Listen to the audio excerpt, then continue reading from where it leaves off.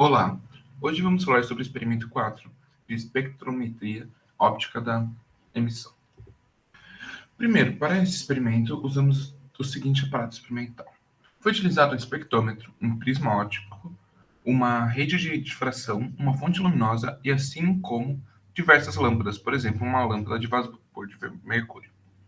Resumindo, o espectrômetro óptico tem como função principal analisar a luz oriunda de alguma fonte luminosa.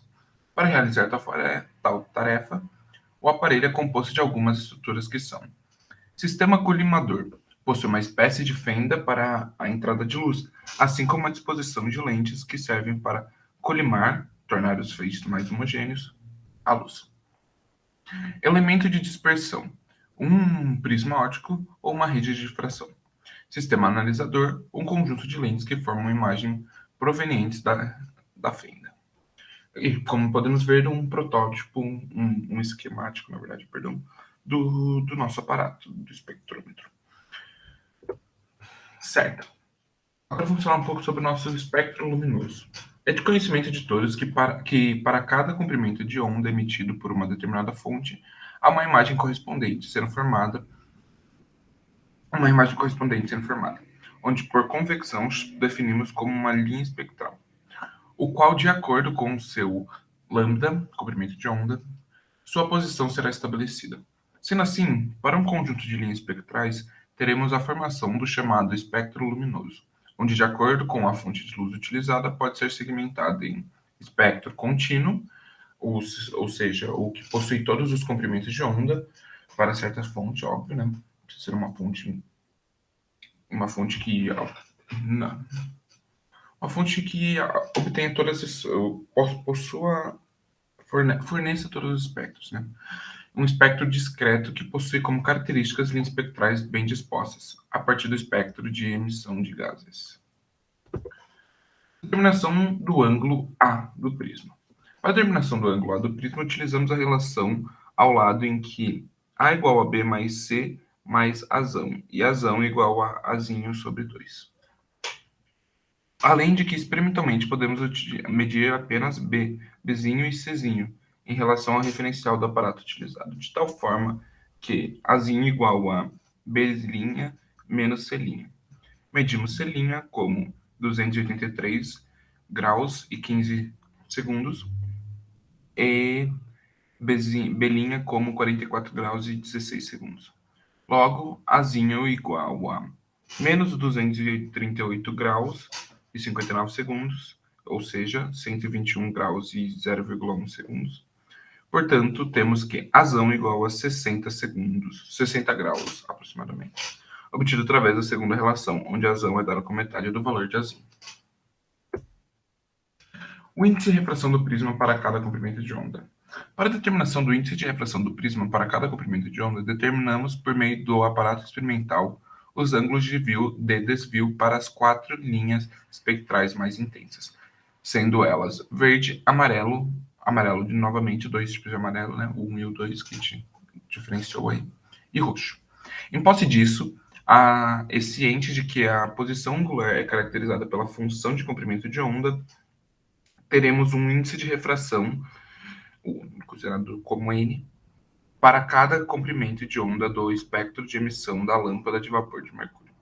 Dessa forma, usando a expressão da segunda imagem, que envolve o ângulo de abertura Azão, obtido experimentalmente e com um valor de aproximadamente 60 graus, além dos ângulos de desvio mínimo obtidos, montamos a seguinte tabela. Certo, como podemos ver aqui, no nosso canto inferior esquerdo, temos a fórmula para encontrar o nosso índice de refração, em que envolve o seno do Azão, da metade do Azão, entre outras coisas, né? E aqui podemos formar essa tabela, onde o verde tem, onde descobrimos o ângulo de desvio para a nossa cor verde, amarelo 1, amarelo 2 e roxo, como também conseguimos, a partir disso, encontrar nosso índice de refração. Agora vamos falar um pouco sobre a constante de rede de difração.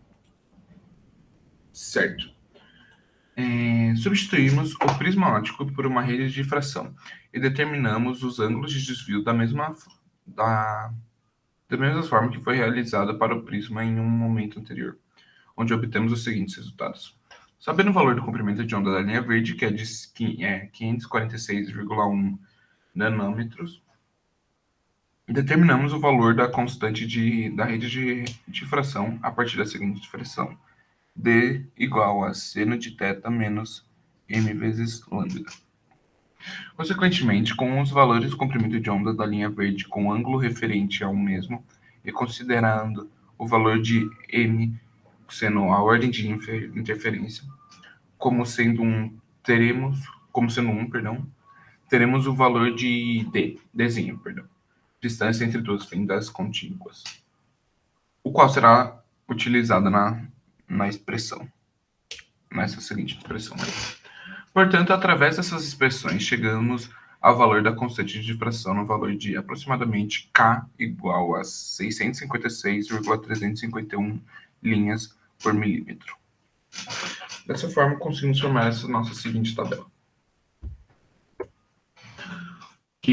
o que pode ser vista nesse gráfico, que chamamos de curva de calibração do espectrômetro de prisma, onde temos os desvio angular por comprimento de onda. Para garantir a perpendicularidade entre a rede de difração e o raio de luz, prendemos a rede de difração em um suporte e parafusamos elas no espectrômetro de tal forma que fiquem ortogonais. Visto que os raios são paralelos ao espectrômetro e a rede de difração é ortogonal ao mesmo, dessa forma, temos a rede de difração perpendicular aos raios. Além disso, a função da retícula no ocular da luneta é fornecer referências durante o processo de medição durante a visualização das imagens. Resumindo, a sua função primordial é ajudar no processo de medição através do direcionamento/aproveitamento. Certo. Por hoje é só. Esse foi o nosso experimento 4 e agradeço muito pela atenção.